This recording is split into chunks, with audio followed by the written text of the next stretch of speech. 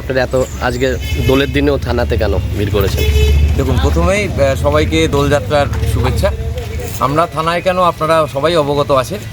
FIR কালকে গতকালই যে নক্কারজনক ঘটনাটা হয়েছে, যে কৃষ্ণদাস বাহিনী আমাদের সাধারণ শ্রমজীবী মা বোনকে লাঠি সোটা রড রিভলভার দিয়ে মারধর করা হয়েছে, রিভলভার শো করা হয়েছে।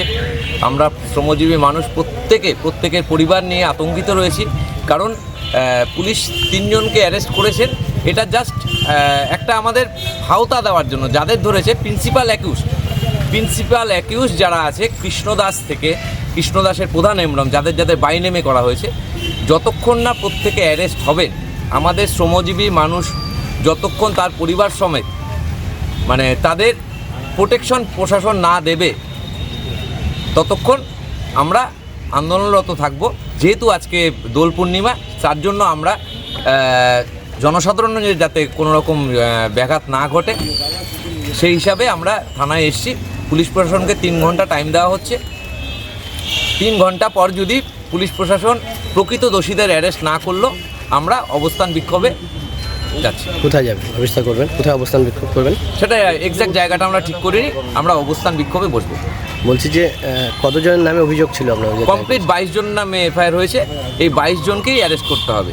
কারণ আমরা দেখতে পাচ্ছি যারা হসপিটালেরও কালকে জড়িত ছিল সারা বাংলা সংগঠনের, তারা এখনও ইউনিফর্মে হোক সিভিলে হোক, তারা এখনও অন ডিউটি অবস্থায় রয়েছে, তারা ডিউটি করছে। পুলিশকে, আইসি সাহেবকে আমি ফোন করেছি, বারংবার জানাচ্ছি, পুলিশের সময় হচ্ছে না অ্যারেস্ট করা।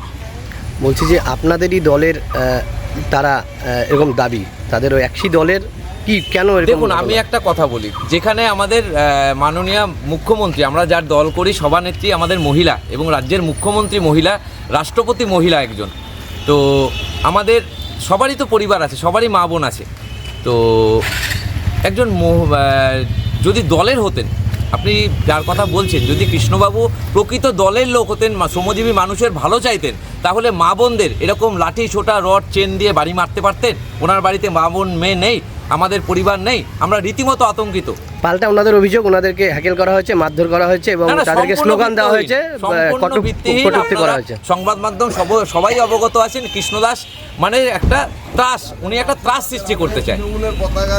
ঠিক আছে, পক্ষ থেকে কৃষ্ণদাসের গ্রেপ্তারের দাবিতে তারা বিক্ষোভ থানায় জমায়েত হয়েছে এবং তারা 3 ঘন্টা সময় দিয়েছে পুলিশকে। তারপর তারা আন্দোলনে নামেন, অবস্থান বিক্ষোভ। কী বলবেন?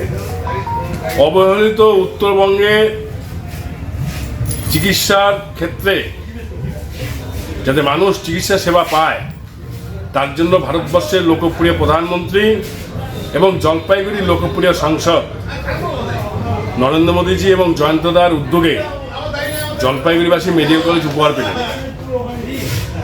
সমস্ত পরিকাঠামো উন্নয়ন অর্থ কেন্দ্রীয় সরকার দিচ্ছে। আর তৃণমূল নেতাদের কার হাতে কাটমানি থাকবে, কার হাতে ঠিকাদারি রাজ থাকবে, কার হাতে মেডিকেল কলেজের লুটের টাকার ভাগ থাকবে, তার জন্য আজকে তৃণমূলের গোষ্ঠীদ্বন্দ্ব শুরু হয়েছে।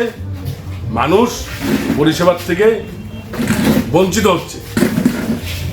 এর চেয়ে দুঃখজনক ঘটনা কি থাকতে পারে? প্রশাসনকে অনুরোধ করব, অতি শীঘ্রই এইসব তৃণমূলের গুন্ডারাজ, কাটমানিরাজ, ঠিকাদিরাজ বন্ধ করুক। না চেয়ে আমরা কেন্দ্র সরকারকে বলবো বিকল্প চিন্তাভাবনা করতে। টাকা দিবে মোদি ভাই আর লুট করবে হাওয়াই চটি দিদি ভাই, এটা তো হতে পারে না। তারা একটা প্রাথমিক স্বাস্থ্যকেন্দ্র করতে পারে না, আর মোদিজি সরকার আর সম্মানীয় আমাদের জয়ন্তদা, তারা মেডিকেল কলেজ করবে আর সেখানে বিঘ্ন ঘটায় টাকা লুট করবে। ঘন্টার পর ঘন্টা পথ অবরোধের জায়গায় ঘুমাচ্ছে। তৃণমূলের তো কাটমানির দল, তো এখানে কোনো আইন নেই, শাসন নেই, রাজ্যে কোনো প্রশাসন নেই, এটাই স্বাভাবিক। হাসপাতালের 2 পক্ষের, একই দলের 2 গোষ্ঠীর মধ্যে সংঘর্ষ, মারধর এবং বেশ কয়েকজন আহত। তো এই ঘটনায় কি কোনো অভিযোগ দায়ের হয়েছে এবং কোনো গ্রেপ্তার হয়েছে? কি আছে? একটা কমপ্লেন পাওয়া গেছে, যারা অ্যাসাল্ট হয়েছে ওদের তরফ থেকে 3 জনকে অ্যারেস্ট করা হয়েছে। এটা কি তদন্ত? অবশ্যই তদন্ত চলছে। এখন কি পুলিশ ব্রিগেড মোতায়েন রয়েছে এলাকায় বা হাসপাতাল চত্বরে? আর ভিজিল আছে, পুলিশ মোবাইল আছে, পুলিশ ক্যাম্পই তো আছে ওখানে।